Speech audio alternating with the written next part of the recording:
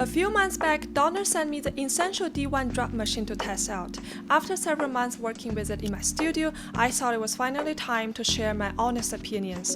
In this video, I will talk about pros and cons, troubleshooting tips, and whether or not I think it's worth adding it to your studio. The Donner D1 comes with 16 preset drum kits, and you can easily swap between them and start playing right away.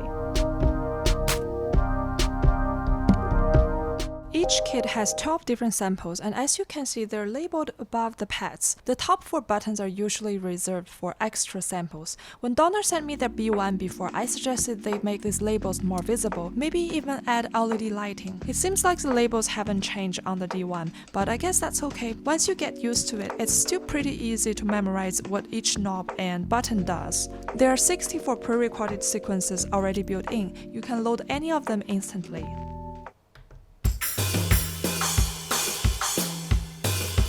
The D1 has spanks A, B, C, and the 4 sliders control the volume of 4 different sounds, each with a corresponding color. Now personally, it takes me a moment to figure out which sound is which, and most of the time I'm a bit confused which slider corresponds to which pad.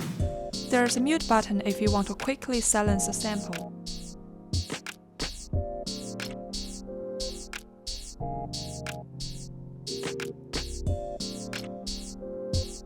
You can also press Shift and Solo to isolate one sound.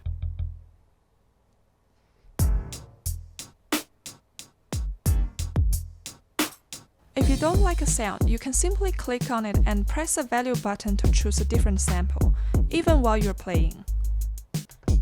Yeah.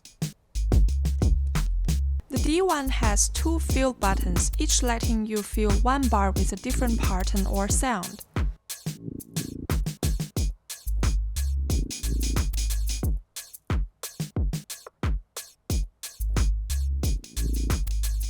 On the D1, you can play 16th, 32nd, and even 64th notes by holding 1 or 2 buttons and pressing a sound pad.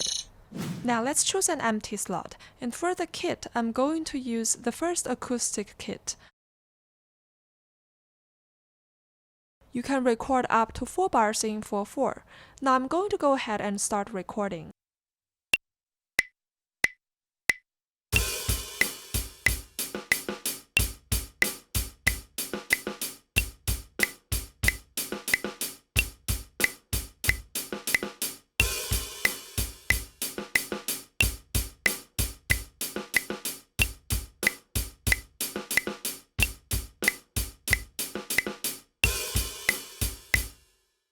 If you make a mistake, just hit the Clear Part button and press the pad for the part you want to erase, or use Clear All to erase the entire recording and try again.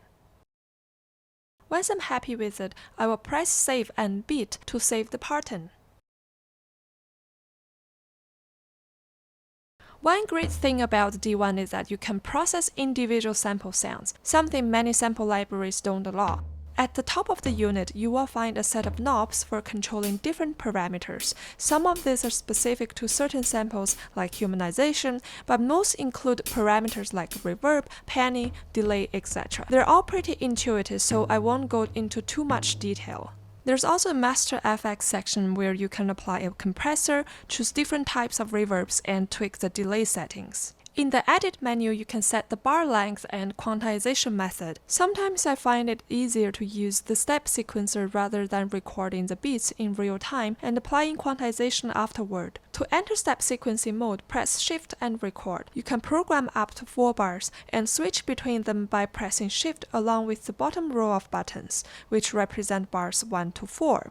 Each time you want to switch the input sound, hold Shift and tap the corresponding pad. If you want to delete a note, just press it again. Holding the Shift button also lets you see which bar you are currently working on. You can load your own samples into the D1 by simply dragging audio files into the sample folders in the Donner Control Center. It doesn't have to be drum sounds, any recorded audio will work. As a composer though, I find myself asking, if I already have the audio files, why not just use my DAW's built-in sequencer or a VST sequencer with those samples? Loading them into the D1 and then recording from it adds an extra step that for me feels unnecessary. It also means I have to carefully manage any licensed samples I'm using beyond the factory presets, which can be a bit of a headache.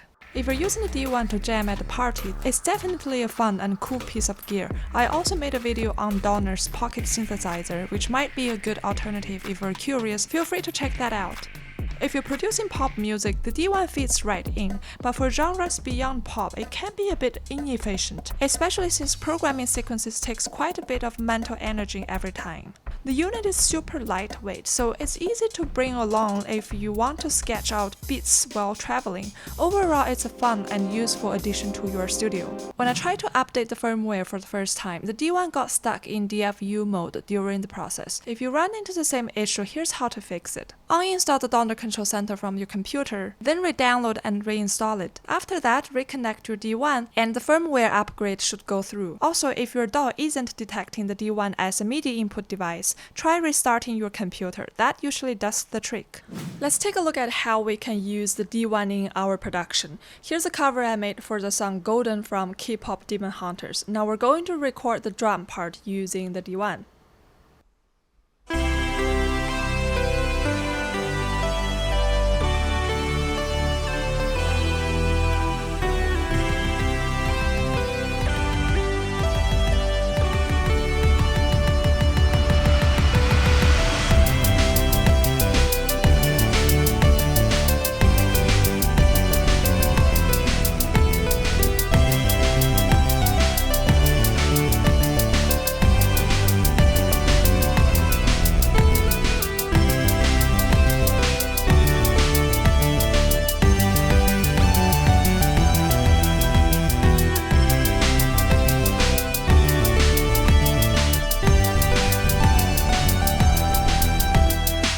It definitely sounds much better than a VST library sample, and honestly it's a lot more fun to play with the D1 than using a VST. The only thing is that you might need to add some stretch marker to align all the hits. The only thing I haven't figured out on the D1 is how to change the time signature to anything other than 4/4.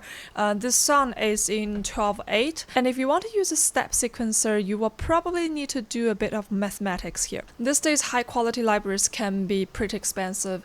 Some costs $200 or even more, and the D1 comes in at just under $200. And by the way, if you use the link below in the description along with my discount code HAMMY, you will get $22 off on the D1. If you like the D1 and are interested in similar gear, be sure to check out my 2 other videos on the B1 bass synthesizer and the Mido pocket synthesizer. If you found this video helpful, don't forget to give it a like and subscribe to the channel. Thank you again for watching, and I will see you next time.